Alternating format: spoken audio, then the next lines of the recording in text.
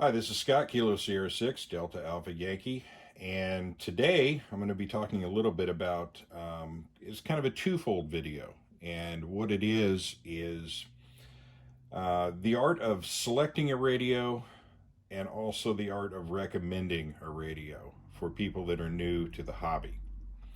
And this is a wide and varied subject, but it's one that I hear constantly, whether it's Facebook user groups or message boards or Twitter or whatever form of social media that you're using to access your information nowadays. I tend to avoid most of them, but a lot of times it comes up as to, okay, well, what do you recommend for a first time amateur radio operator?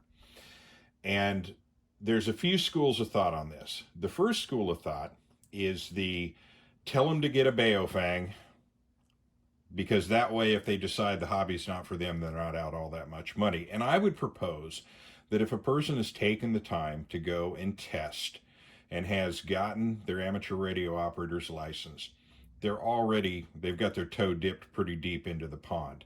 Um, so chances are they're going to stick around for a bit. So that I don't really feel that's a very valid premise. Um, the next one being, well, the Baofeng is inexpensive and affordable for everyone. Okay.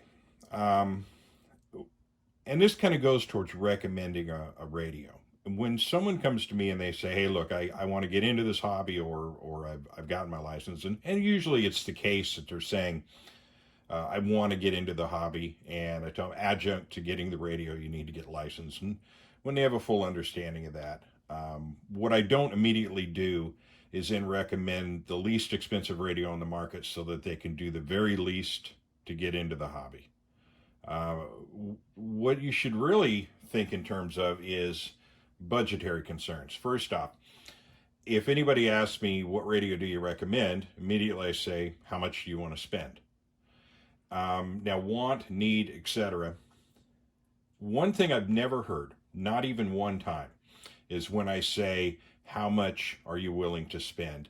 Never have I ever had anyone say $27. That's never happened. I don't think it happens ever. If someone is that financially strapped, they probably have other concerns than getting into a radio hobby. Now, of course, there may be some reason for them to get into it. I'm not discounting that at all. But what I am saying is most of the people that are getting into this, they usually are in a position, if they're going to be joining a hobby involving technology, they know they're going to be spending some amount of money. And $27 is never the sum that I'm told. Usually people say, I don't know, a couple $100. Well, now we're into a whole different area. And by the way, these also are $27 to $30 radios. So we're going to take those out of the equation. Because if somebody is now telling me, hey, I got a couple $100 I want to spend. Well, now we're talking something different. And I'm usually going to recommend a more higher line radio. But by no means am I going to go immediately to something like an FT3DR over in the corner.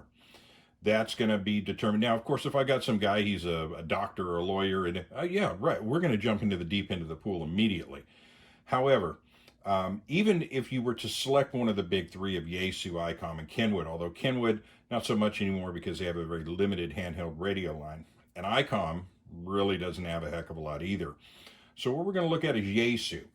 When you're talking about a name brand manufacturer, the company with the largest selection of radios right now in the handheld arena is Yaesu.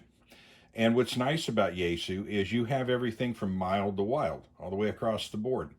You can get into the pond for $79, or you can go over here and spend close to $400 on the FT3DR, and everything in between. And what's surprising is some of these radios that are less expensive than the FT3DR are better radios than the FT3DR, in my opinion. But having said that, when recommending a radio to someone, always ask them how much they're willing to spend. And right away, you can give them a better selection, and then you can get them into a radio where they're going to have a higher level of satisfaction with the hobby. Because if a person is new to the hobby and they're looking to be entertained by fiddling and diddling with their radio and playing with it and having a lot of room to expand within. This is not where you start. This is a very limited radio. It is literally the least you can do to get on the air. I'm not saying it's a horrible radio. It works. But having said that, very limited features. I want to give them a radio that they can do a bit more with. Higher channel capacity, the ability to program from the front panel easier. There's a lot of different reasons to go for one of these types of radios. So within that realm, I'm going to find out how much they have to spend and then dial in with a selection right here of then how are you going to be using the radio? Under what circumstances? Is there a digital format we're involved in? It may not even involve Yaesu. It could be that, hey, I want to do DMR. Well, great. Then we're going to be talking maybe an Anytone, maybe a couple of the higher line TYTs. There's a lot of different options there. But usually it's going to be analog situation, couple $100 to spend, terrific.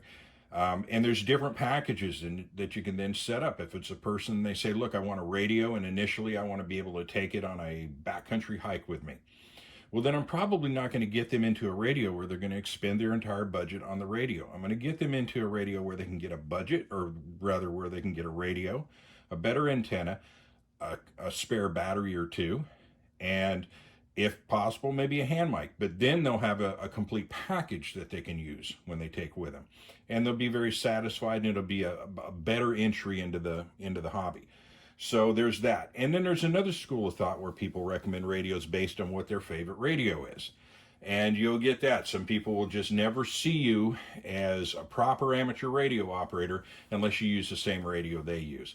And I usually immediately discount the advice coming from someone like that, because all it is a confirmation bias circle. They just want other people to agree with the decision they've made so they feel better about what they've done.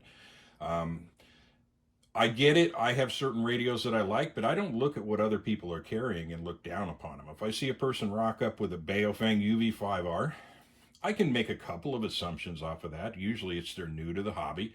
But one I never make is, and this goes back to the budget thing, I never assume they're a poor person. I might question, hey, you ever going to upgrade that to something, with a little bit more performance? But if all they want to do is stay with that, terrific. I've said in another video that I know guys that have massive ham shacks with HF rigs that make you cry tears of joy, yet they'll show up to a club event with a UV82. Baofeng UV82. And because, again, some people, they don't view handhelds as being that much of a radio to begin with, so why invest a heck of a lot of money? And usually the most they ever use that for is something like a club event. But for like an MCOM purpose or a prepper or somebody that's looking for a radio for, hazardous conditions, you want to get them into a radio that's going to do well. And as I said here, budget-wise, we're looking at $79 or so for the FT4X. We're looking at just under $100 for the FT65. When you get into the FT60 and the FT70, they kind of go neck and neck. Although you search for a deal, you can find an FT60 for $150. You can get an FT70 for $170. Then you step up to about $270, $280 for the VX6, and then you're going to be high 300s, low 400s for the FT3DR. So there's something all the way across the spectrum for just about everybody. So again, don't recommend radios based on, an assumption you're making about a person's financial ability to engage in the hobby. Please don't recommend radios solely based on that's your favorite radio and every other radio sucks. Really ask the person, really pick their brain. See, what are they looking to spend? What are they looking to use the radio for? And get them the best possible package so that they're going to have a nice, healthy, enjoyable start to the hobby. So I just want to make not so much quick video, but I just want to kind of get that out there, something for others to consider. So with that, I'll bring this to a close. This is Kilo Sierra 6, Delta Alpha Yankee, Scott, and we are clear, 73s.